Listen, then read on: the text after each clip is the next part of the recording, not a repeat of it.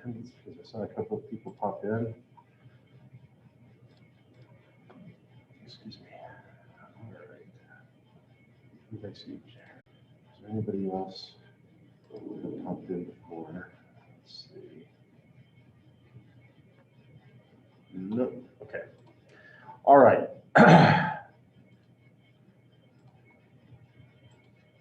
Now,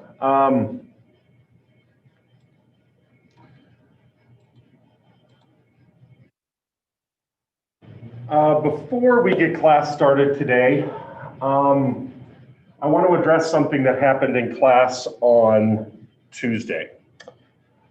Hold on a second.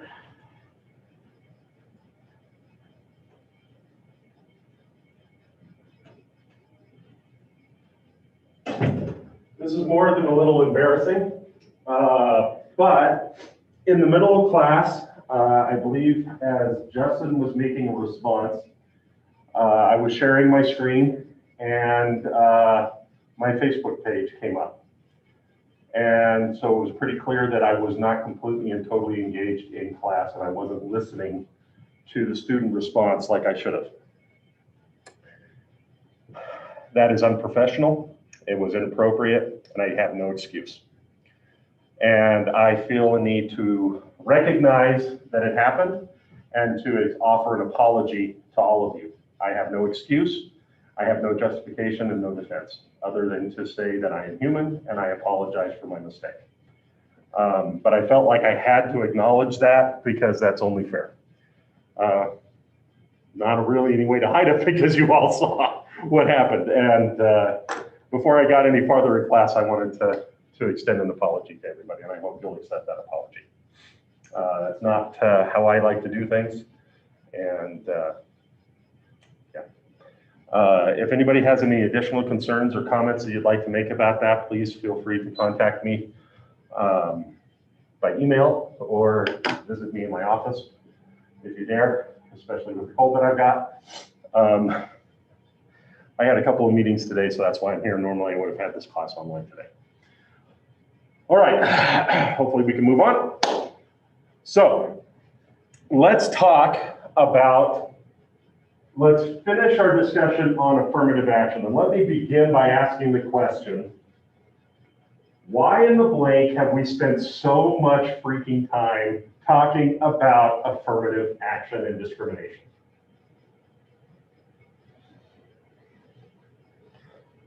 Anybody want to make an observation about that? Why do you think we've spent this much time in this class talking about this concept? Justin. Because it causes mental health preparing for decisions that you may make in the workplace, and affirmative action and racial discrimination in the workplace is probably one of the most common ones that you can see, or maybe one of the more tougher ones that you need to handle. Okay, so the purpose of this class is to prepare us for the workplace, and questions about things like discrimination, either racial or sexual, and affirmative action are very likely issues that you're going to face. Excellent. Anybody else?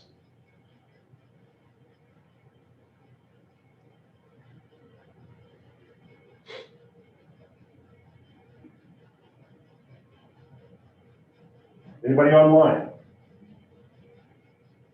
Everyone's going, nope. I'm good, no response. Okay, so yeah, so first of all, it's because it's a reality, right? It's something that we are going to run into. Questions of, am I going to get hired or not hired, right? Especially in our section today, talking about some of the policy implications. Questions of reverse discrimination that are commonly associated with affirmative action beg the question, did I not get hired because somebody else who might have been similarly or somewhat similarly qualified got the job for something that is completely beyond my control? How is that fair to me? Now, I say that as a white male, that according to what we have been talking about, and this gets into social privilege and all kinds of other stuff that can get really political really, really quick.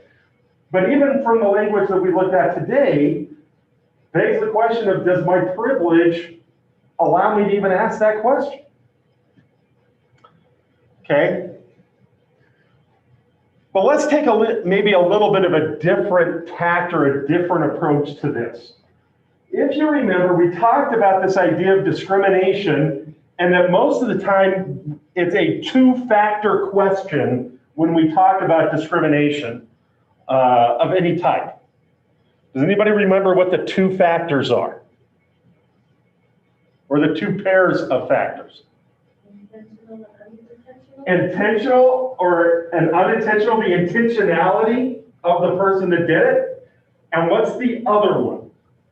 The scope. The scope, meaning? Whether or not it's the individual or the institution. Exactly, the question of how many people are involved. Now, this really gets at the questions of a lot of the ethical questions that we're going to struggle with in the business setting. Is the problem something that is happening at the individual level? I'm having a problem with my boss or a coworker or what have you, or is this something more systemic? Is this a situation that is occurring everywhere and it's not just a personality or a personal issue?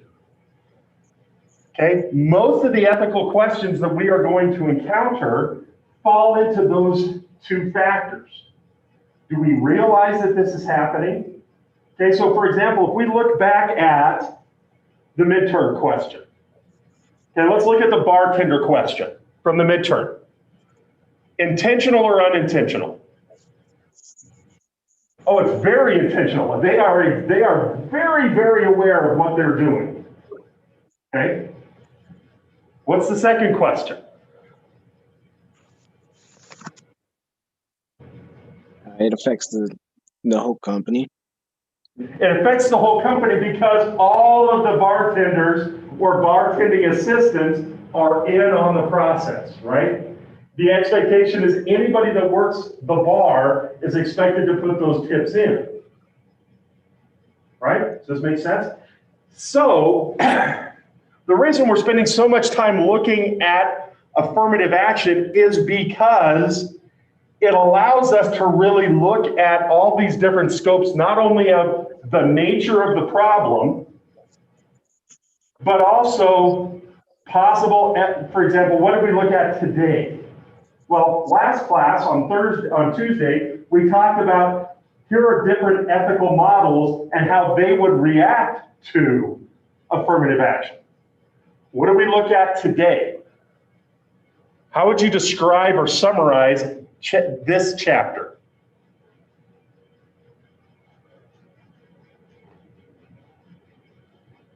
Kind of like the criticisms of it. Okay, what are the possible consequences or unintended impacts of implementing what seems to be a policy that is supported by multiple ethical perspectives? Right? Now, getting back to what ethics is, what is ethics? What are we trying to accomplish here? We're trying to get strategies to implement our own moral standards. Okay. Consistently. What's that? Consistently, and to look at and how to control the consequences of the choices that we make, or at least to be aware of it, right? So if in our class in our class on Tuesday, we talked about here's what the ethical standards might suggest about affirmative action, our goal today is to look at what's some of the potential fallout from implementing that policy. Okay, what happens if we do this? And so that's the reason why we're studying this, is because it creates a nice case study of an ethical situation where we can examine from multiple facets or angles to kind of understand how do we frame an ethical problem or a dilemma? How do we analyze it? And then how do we decide what to do about it? Okay, My goal is not to make everybody say, okay, well, this is what ethics tells me I'm supposed to do about affirmative action. That's not the goal of this class, right? But it's to understand the meta ethics, or the idea of how do we understand or practice ethics looking at a specific case. Okay, does this make sense to everybody?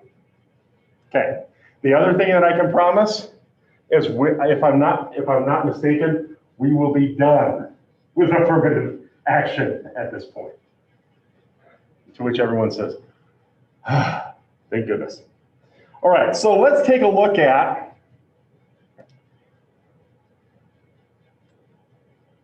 this concept right here. So the idea that this suggests is arguments for implementing affirmative action. What is the moral justification or logical foundation for using affirmative action according to the concept of compensation? Or compensatory, the book calls it compensatory justice. What's the idea of compensatory justice? Let's actually start there. When the wrongdoer compensates only for the wrongdoer, like the person who was wrong or done wrong. Okay, So so nobody else is sorry. included, just those two.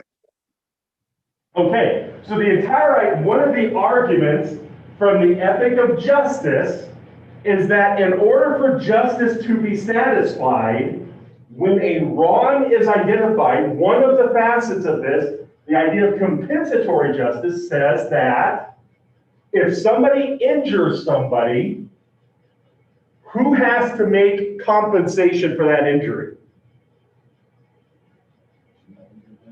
The person who committed the injury. And who is supposed to be compensated for that injury? The person who was injured.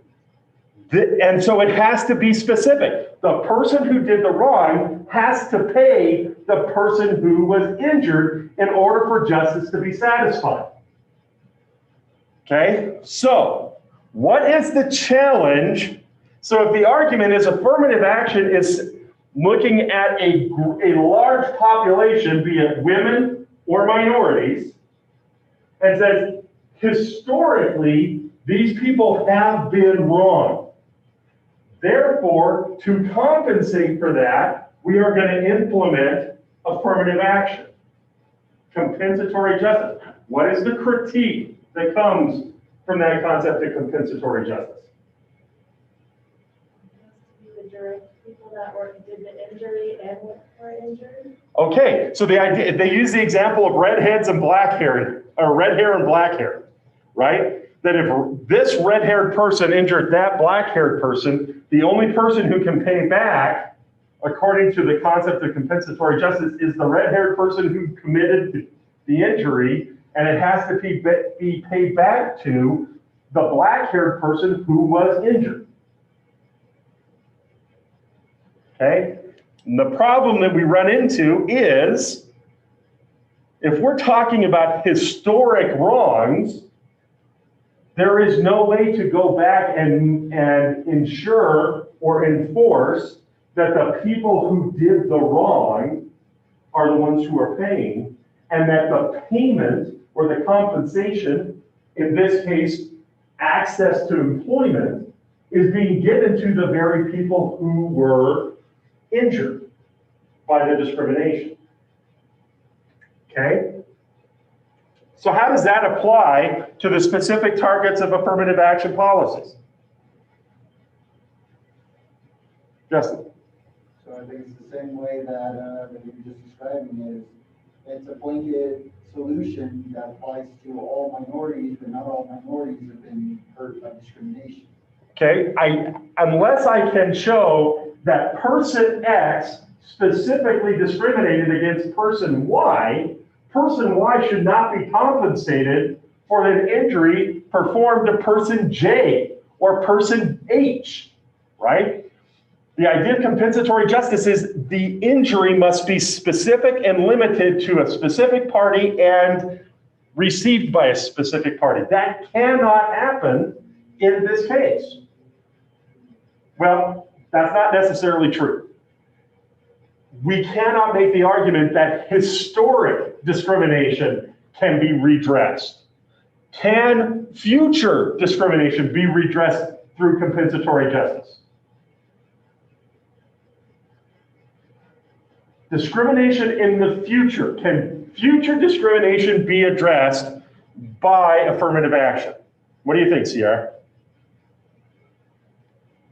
I think that that's really the only option that we have. Whether or not it's a great program, like what else are we going to do? Okay, but the idea of future discrimination, can future discrimination be satisfactorily addressed by affirmative action? Not past discrimination, but future discrimination. I honestly don't know. I think that it's a course of action. I feel like it's probably better than doing nothing and just kind of letting whatever humans decide to do, because we've already proven that we make terrible choices. There's a better way. I wouldn't know what it is though. Okay. Anybody else? Can affirmative action address future discrimination? In a sense, yes, but it kind of causes it too. Okay, we're going to get into that. Okay, so Joseph, you make the argument it kind of causes it. Daniel, were you trying to say something as well? You said it. Okay, so it's possible that affirmative action as a future can cause the very kind of discrimination that we're talking about. Okay, however, if we start doing affirmative action,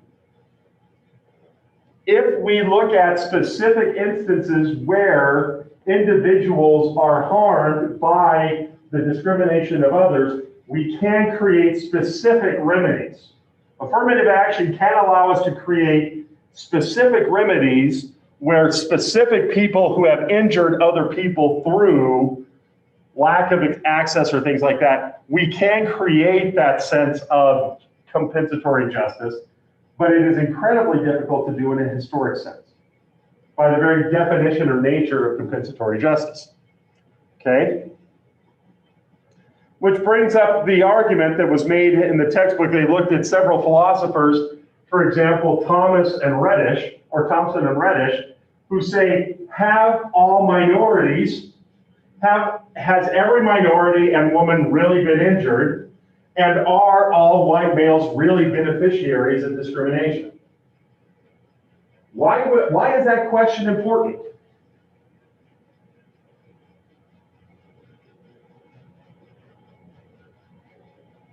Justin. That's the question of complementary justice. If, these are the people that are paying for it, and these are the people that are getting compensated. So if you look at that model, all these people will have to cause the act, and all these people would have to be victims of the act.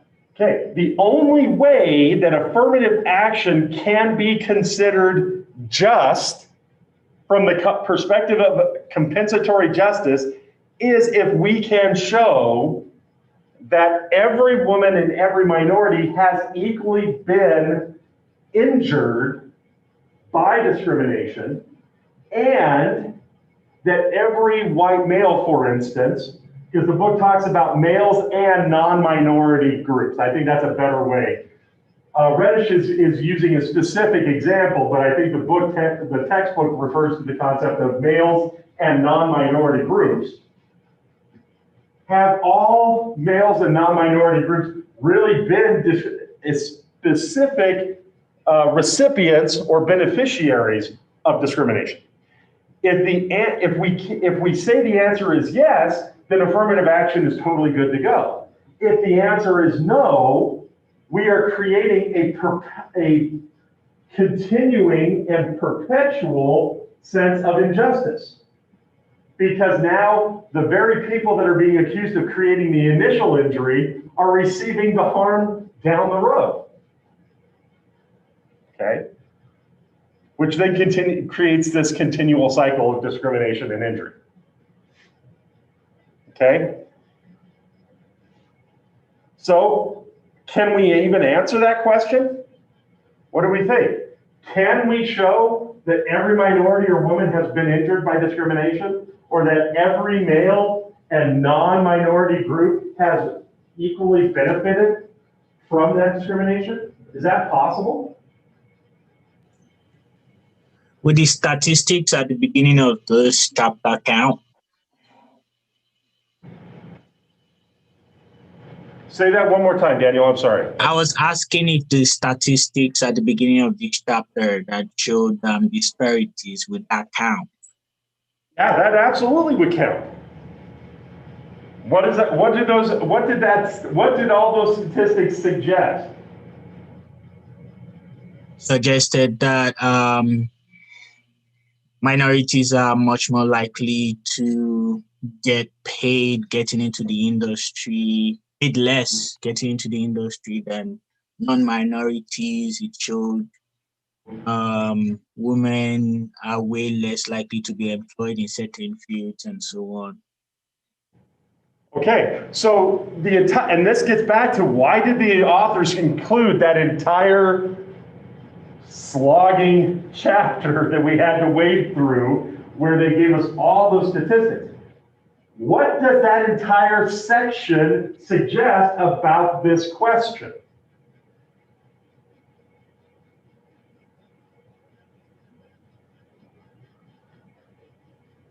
Josh, what do you think?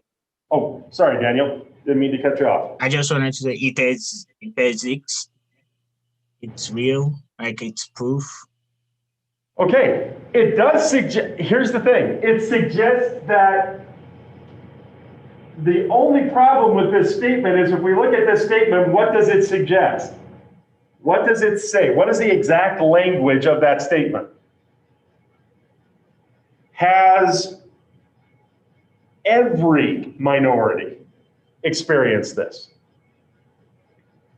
Have all male non-minority groups benefited? What is the problem with that, with the wording of this specific statement? It implies there's a black and white, there's no gray area. Is it possible that there are minority and women who have not been injured by discrimination? It is possible. Is it possible that there are men in non-minority groups who have not benefited from discrimination? Yes. So the problem here is the language suggests the entirety of a population rather than a significant portion. Why should that matter from the perspective of justice? Does it matter? Because you can't make someone compensate for something that they didn't do wrong. Or, you know what I mean? I shouldn't have to pay extra for somebody else Okay, doing something wrong. so, exactly. So this suggests that if there are exceptions to that statement, from a justice perspective, we have to be very careful about how broadly we paint the brush or how broadly we apply the solution, right? We cannot automatically assume that in every hiring decision that individuals who are minorities or women have automatically been injured, therefore must be given a benefit. And then we cannot automatically assume in every single hiring solution that every male non-minority has already benefited and therefore should have a disability attached to that application. Not if we're going to try to follow the principle of justice, which tries to evenly distribute burden and benefit, right? Yet, at the same time, how do we not consider this? Okay, so we continue to look at affirmative action as an idea of increasing utility. Now remind me what utility is defined as. Net benefit or net gain to the community. Okay? So if we are using affirmative action as a mechanism of increasing societal utility, if opponents object that such affirmative action programs are unjust because they distribute benefits on the basis of an irrelevant criterion such as race, the utilitarian can answer that need, not race, is the criterion by which affirmative action programs distribute benefits. What is the distinction here? What is the book trying to say that from a utilitarian perspective, what is the argument for affirmative action? If by its definition, race should not decide whether or not I'm a good professor, correct? We would mostly argue that depending on the subject matter, perhaps, race should be an irrelevant or non-relevant criterion. If that's the case, introducing it defeats the purpose of utility. So what is the utilitarian argument or response then? We're not getting as much as we can because we're not putting the best qualified people for the position based off their skill. We're going on for what's irrelevant to the job. Okay, that's not necessarily what they're making the argument here. What they're saying is that race is really standing in the place of something else. Something else that is harder to measure, but which is critical to determining utility. What does race stand as a replacement for? Brian, according to this statement, what is race really representing as a criteria for hiring?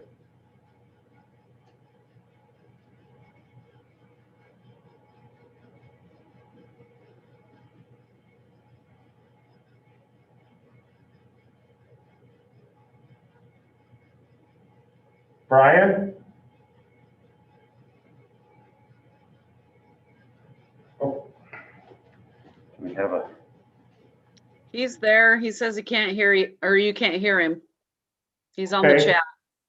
I think you might be muted. Oh, there we go. Sorry. Oh. I'm So sorry. what is it? So the utilitarian is saying that when we use race, normally race should be considered an irrelevant criterion for hiring. The utilitarian is making a different argument. They are saying that race is standing in the place of something else. What is it standing in the place of? Can I have a second to think about that? Yeah, look at the question that's highlighted on the screen.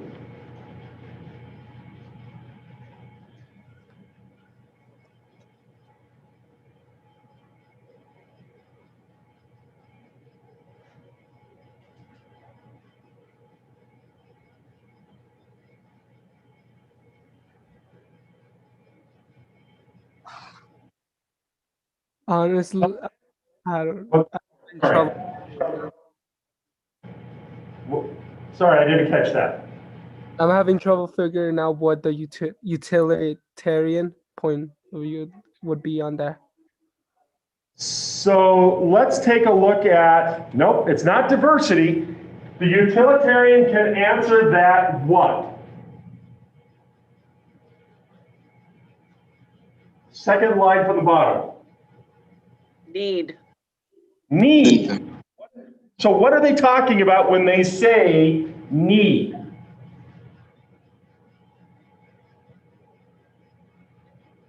That the individual would gain the most net benefit from gaining that extra boost to gain the position in a job or something like that. Okay, the textbook introduces the idea that one of the criteria that we should consider when we are hiring people is who needs the job the most. So if I'm looking at a fully benefited position and I'm looking at a single parent versus a traditionally married man or woman with a strong support system, who needs that job the most likely? The single parent. Probably the single parent. They have the greater need, but need can be very difficult to assess, right? It can be, and in fact, we're about to talk about this in a minute, that it can be incredibly hard to investigate, identify, and quantify. But we would not argue that the person who needs the job the most, if they get it, is going to have the greatest level of what if they get the job?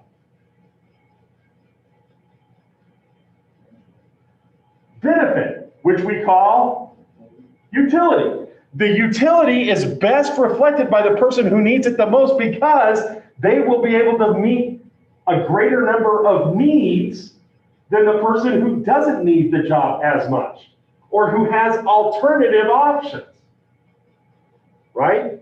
Look, I have to have a job that allows me to be home to take care of my kids compared to I can go anywhere, I can get a job doing whatever I want, I don't care. Which person would have the greatest amount of need solved by getting that job?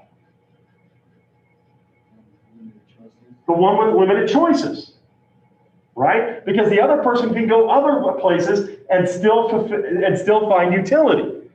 So what the argument that they're making here is that from a utilitarian perspective, because it's difficult to determine need, we can use race because historic experiences have increased the level of likely need for certain minority groups and women. Because all of those discriminations have continued to add up and build increased levels of discrepancy and need among those groups. Therefore, from a utilitarian position, giving consideration to gender or race addresses societal need, which increases utility. Do you think that that's fair? Do you think that race is the best way to judge need?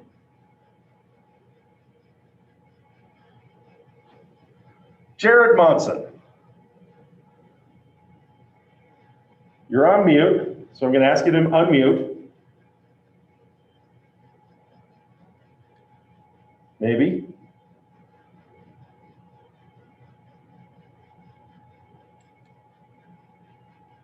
Maybe. Maybe not. Jared Monson, are you there? You are on mute.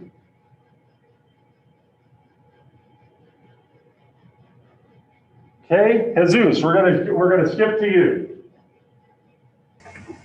What was the question? Okay.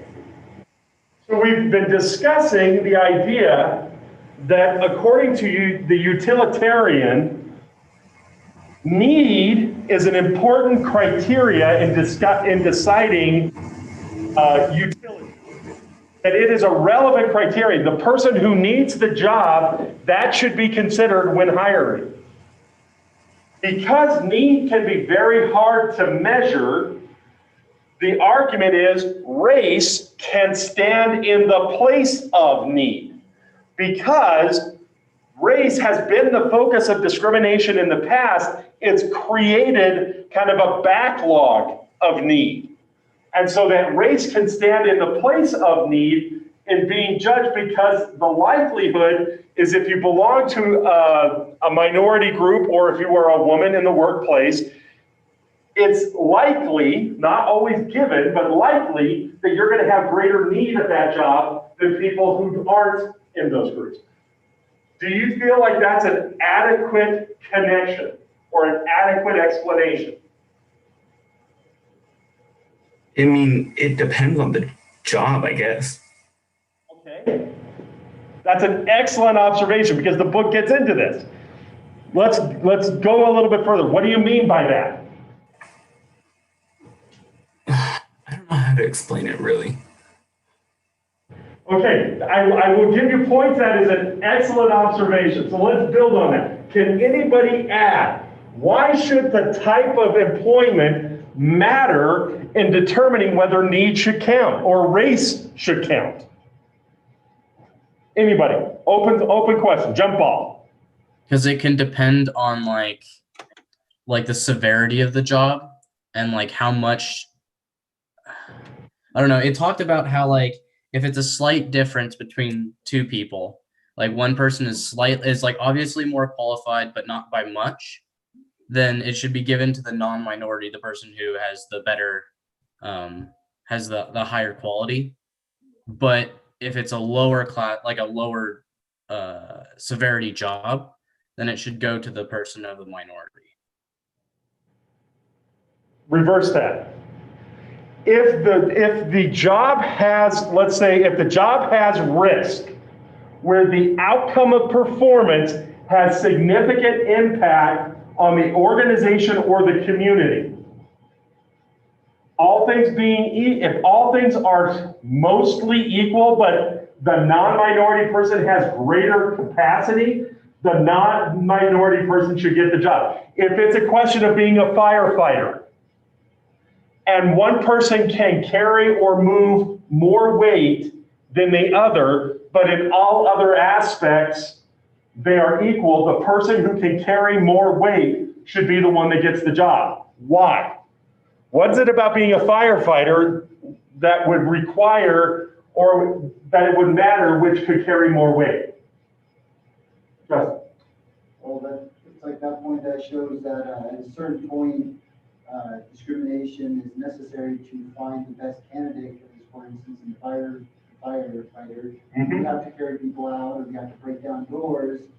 And at that point, affirmative action is actually more detrimental to society as a whole than it is beneficial. Because the utility or the requirement of the job requires, and that the person, and that if we don't get the best possible candidate, it can either injure individuals or it can injure the organization. They use the example of a comptroller. Does anybody know what a comptroller is? And no, it's not somebody who sits on the internet posting nasty comments to people. That's a made-up joke, by the way. Okay, you guys still haven't forgiven me for the Facebook thing. All right, that's okay. A comptroller is basically the person who is in charge of financial activity for the business. Okay? Why would it be important for a large business to have the best possible qualified comptroller?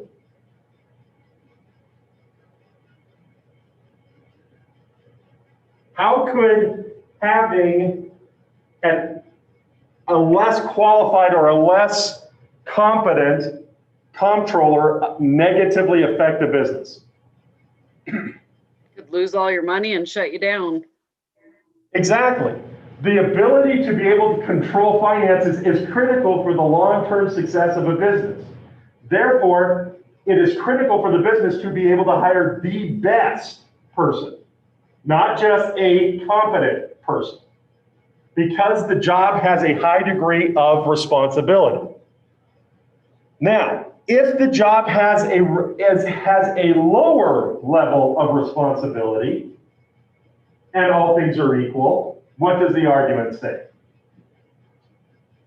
The minority should get the job. The likelihood is the person, if all other factors are equal, but the job is less risky, then the minority should be given higher levels of precedence. Here begs the question, and this is where the book gets into this a little bit later. The question is, dang it, I lost it. Okay, I didn't copy it. This comes back from Clarence Thomas, the Supreme Court Justice, who says, when we say or attach that affirmative action is needed for minorities and women, what does that kind of suggest about minorities and women? They're discriminated. They were discriminated, but why?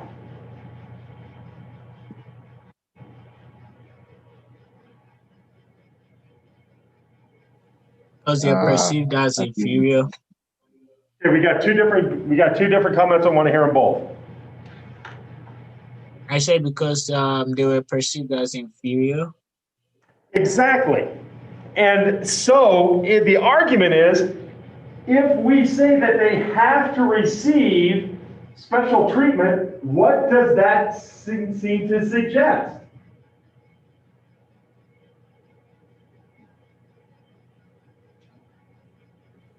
That they are still inferior.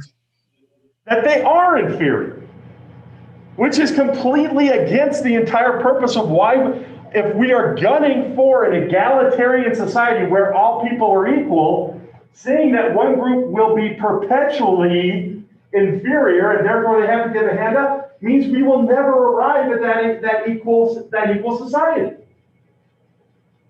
Okay? I have to be honest, when I first read this argument, I kind of disagreed with Thomas, but the more I read about it or think about it, the more I realize if you really do believe they are inferior, then they can never become equal.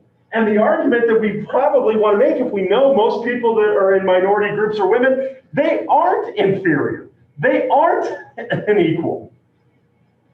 I think that another way that this could also encourage racism is because, just like you're saying, with high severity and low severity jobs, especially in a business, if all your minorities are in low place and all the non-minorities in a high place just because they're more qualified, then that's still racism. It's just racism at a different level. And it's argued that it's justified racism. Well, this is a high-risk job.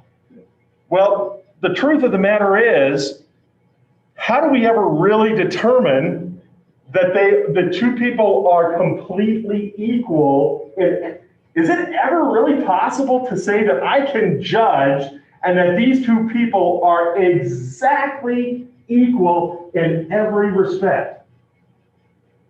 No. I mean, at best, what are we using as instruments to make that judgment? Resumes. I mean, think about how much. Oh, sorry.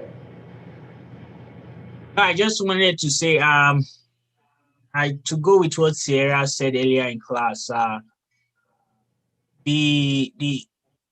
don't agree with the affirmative action just because people should be held or employed based on their experience, their qualifications. But if we strike out affirmative actions, the question is, what holds employers if they decide to be discriminatory? Because then it's left to their own judgment. There's nothing to check that in the company. There's nothing to check if discrimination is in that workplace or not. So even though I don't agree with it, it's something that kind of safeguards discrimination or takes away discrimination to an extent in the workplace, even though the details of it is not something I agree with. Exactly.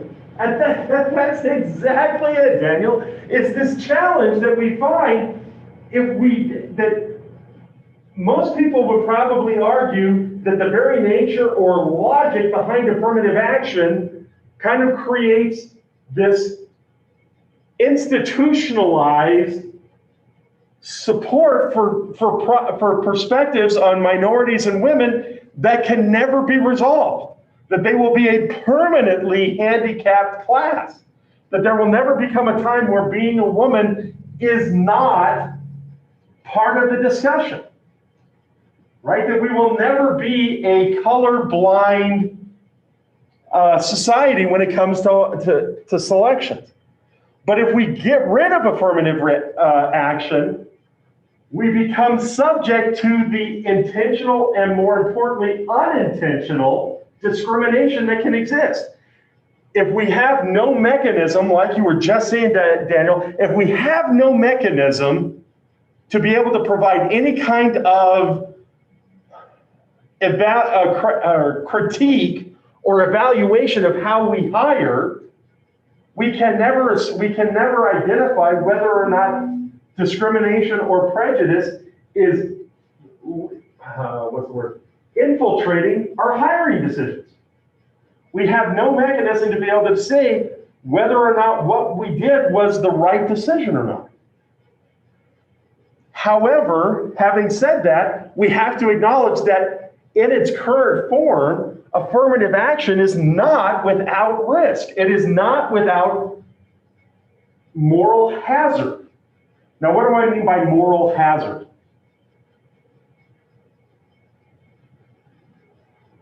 Anybody want to guess?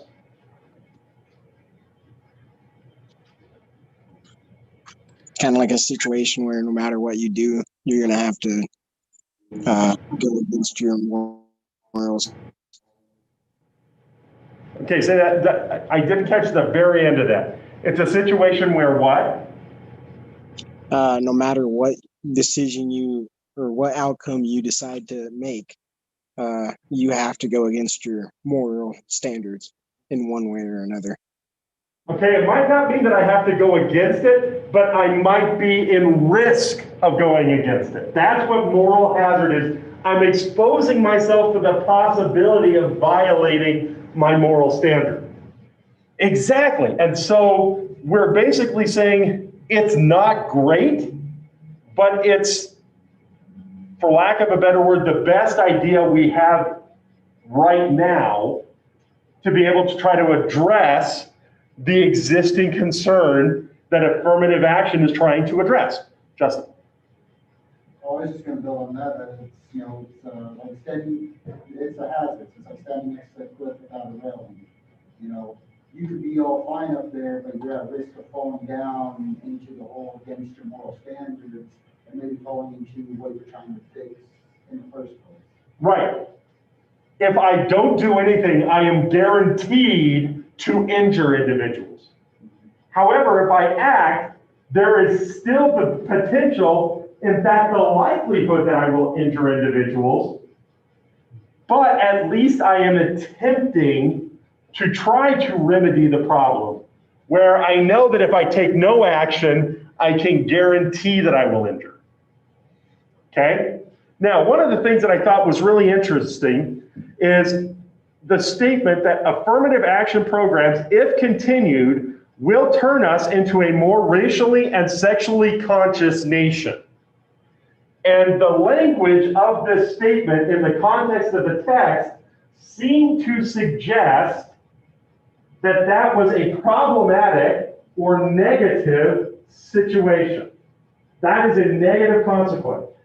Why would the fact that we become more racially or sexually conscious, why would that perhaps be a negative outcome or hazard of using affirmative action?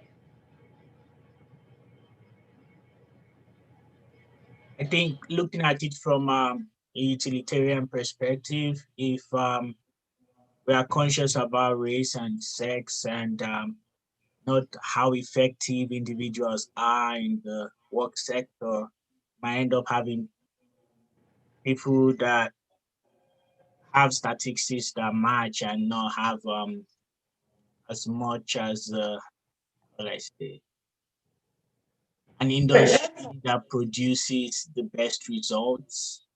We need to not only be conscious about just race and sex, we have to be conscious about productivity. We have to be conscious. Okay. And the argument that they're making here is if we become more sensitive to racial and sexual identities or the presence of race or gender, it makes it more difficult for us to eliminate it from the conversation. From a utilitarian perspective, where our primary focus is simply utility, if we become more conscious of sex and race, it becomes more difficult or it obscures our evaluation, the equation that helps us determine utility. Excellent, excellent. Okay, anybody else?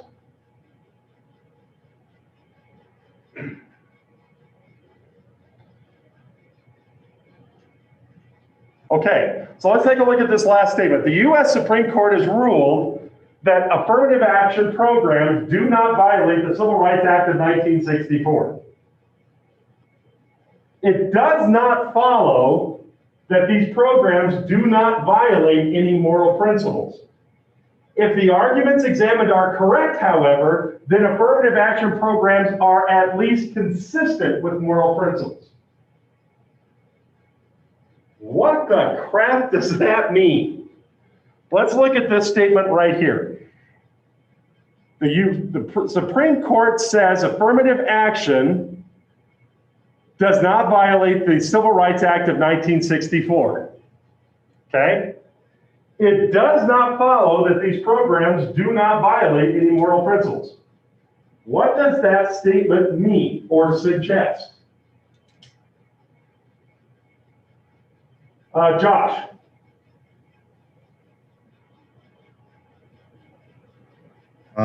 Saying that it's not like guaranteed that, or You're on the right track.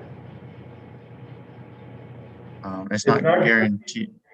It's not guaranteed that it's not going to violate any moral principles. Excellent. So the fact that the Supreme Court says affirmative action does not violate the Civil Rights Act of 1964 does not mean that affirmative action isn't going to violate a moral principle. Okay? What is the significance of the fact that the U.S. Supreme Court found that affirmative action does not violate the Civil Rights Act of 1964? What does that mean? Means it's legal. It's legal. Just because something is legal does not mean what? It's right. That it's moral. Okay? It is legal. That is a completely different discussion than whether it is moral. The finding of the textbook is it does not, that the fact that it's legal does not mean that they will not violate moral principles. However, what does it argue? Just because it's legal doesn't defend us from violating moral principles. However, the conclusion of this entire section, this entire chapter is what? Affirmative action is at least what? At least consistent. Okay, what does that mean? Means they're not going to choose one way for someone and then another way for someone else.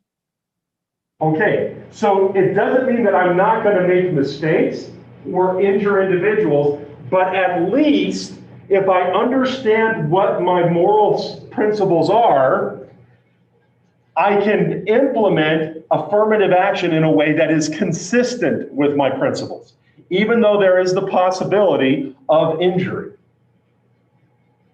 Okay?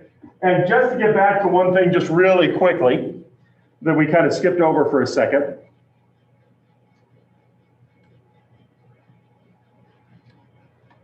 The reason that we hold that jobs should be allocated on the basis of job-related qualifications is that such an allocation will achieve a morally desirable or utilitarian end, which is maximum productivity. When this end, productivity, conflicts with another socially desirable end, a just society, it is legitimate to pursue the second end, even if so doing means that the first end will not be as fully achieved.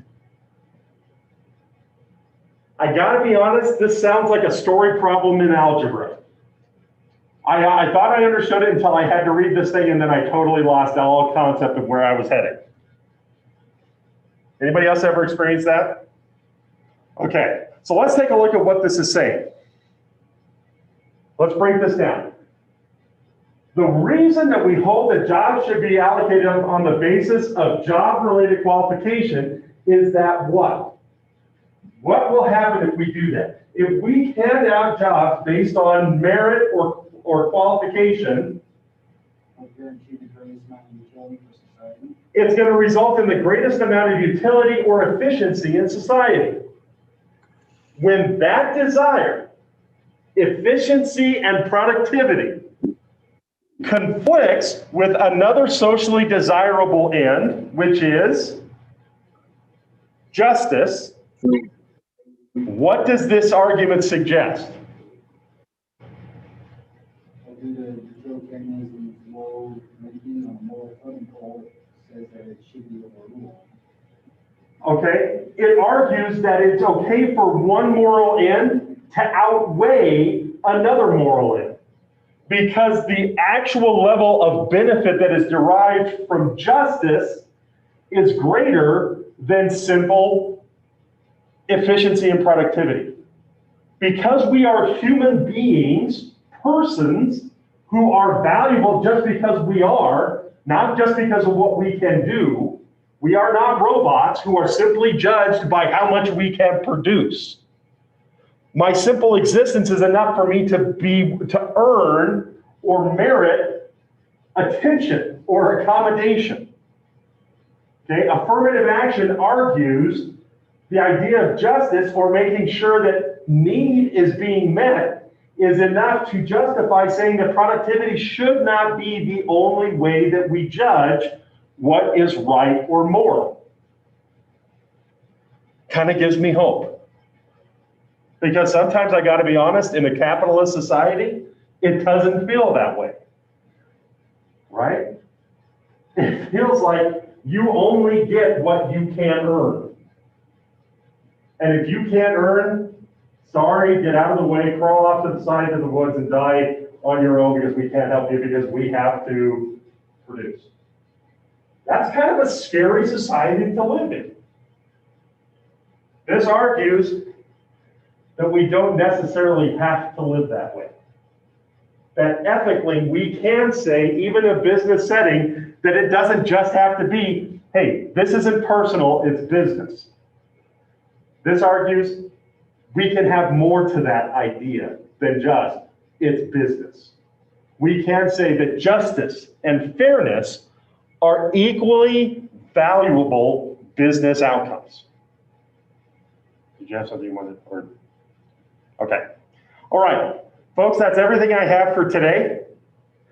Remember, we have 3 things coming up this weekend, and I apologize. My only hope is that even though the temperatures are going to fall this weekend, I don't think there's going to be enough snow for Pebble to open. So I don't think you'll be distracted this week. We have theory paper, or we have the case study, correct? I'm going to give you a gift. If you want, I am willing to give you another week on the case study. So I would make it due on the 16th rather than the 8th. Is everybody in the class say yes? What's that? I said, please in the class say yes. Yes. Okay. And I think that's for my Facebook faux pas, that's the least I can do. Okay? We are now even, and I do not want to hear anything more about this. This is not, however, a quid pro quo. This is given freely and separately from. Okay, so I am going to give everybody an extension of a week on the case study. However, self-analysis quiz number 4 is due by Sunday. What's the correct term here? I want to make sure that I'm using the right term here. Is it the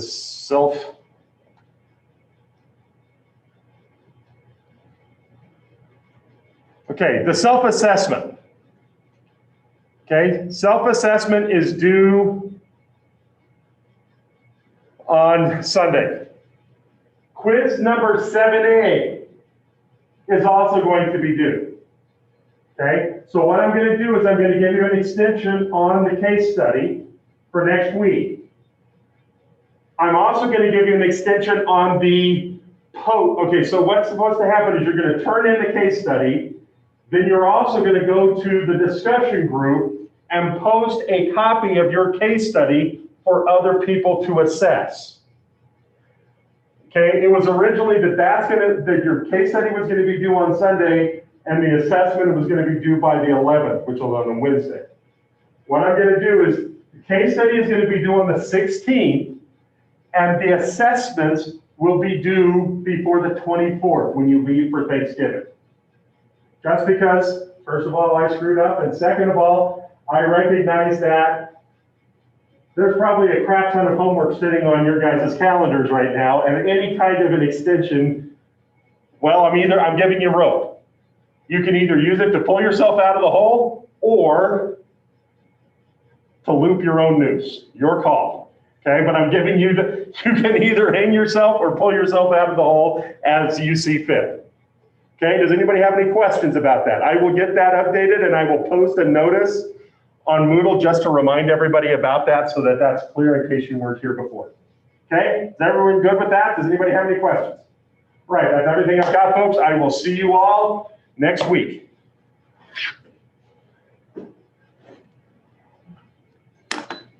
Thank you.